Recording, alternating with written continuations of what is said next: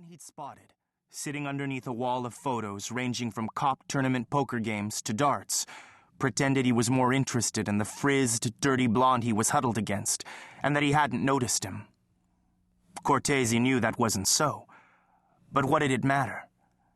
He snorted a laugh through his nose and went on through the arch. The exit was at the back of the hallway, where the bathrooms and an office were located too.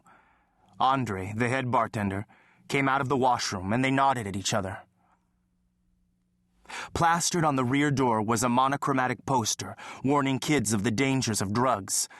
The waif-like teenage girl staring out from the announcement had a hand-drawn word balloon attached to her mouth stating, "Discount blowjobs for cops." Cortese leaned a shoulder against the door as he simultaneously pressed against the release bar. He went outside to the usual tableau of busted-up crates and plastic trash bags found behind countless taverns, fast food stands, and restaurants across the city. He paused and put a hand to an ear as he cocked his head into the humid night air. The theatrical actions were unnecessary, for the moaning was steady and audible. Another half-moon materialized on his face as he trudged to where he knew the sounds originated. He stuck a toothpick in his mouth and went across the warped blacktop of the back lot.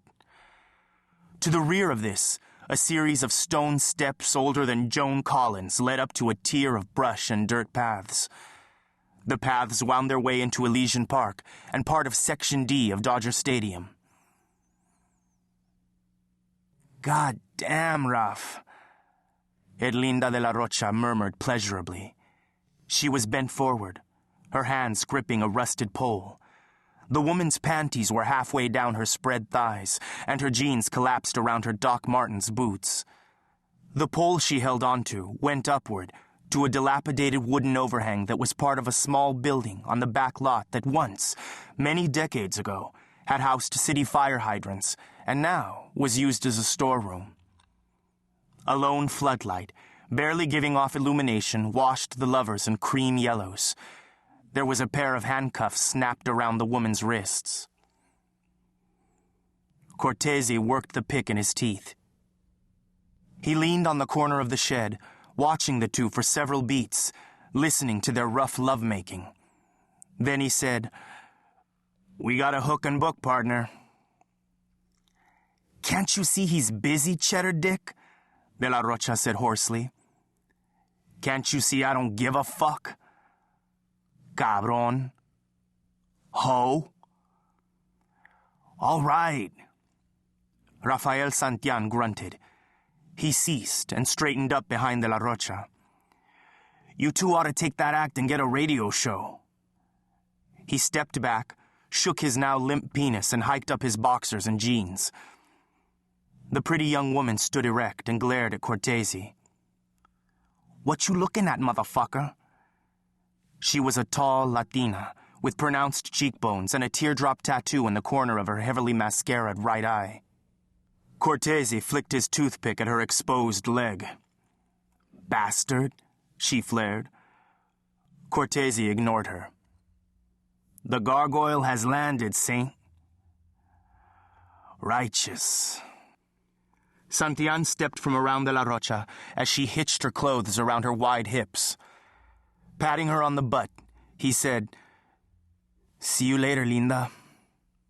He started to step away with Cortese. "Yo!" De la Rocha rattled the cuffs, still keeping her bound. "Leave her ass like that," Cortese chided. "Be cool, cheese." Santian tossed a key to the woman. "Sorry about that." "That's okay, baby. I know you gotta run off with your bunghole buddy and fight crime and shit." She undid the cuffs. "What a mouth," Cortese remarked. "Don't she, though?" his partner observed admiringly. They turned to leave again. "Ain't you gonna need these?" De la Rocha held the cuffs and key aloft. "Keep 'em." His back to her, Santian waved his hand dismissively. "We got plenty." "I'll save 'em for next time, honey," she chortled.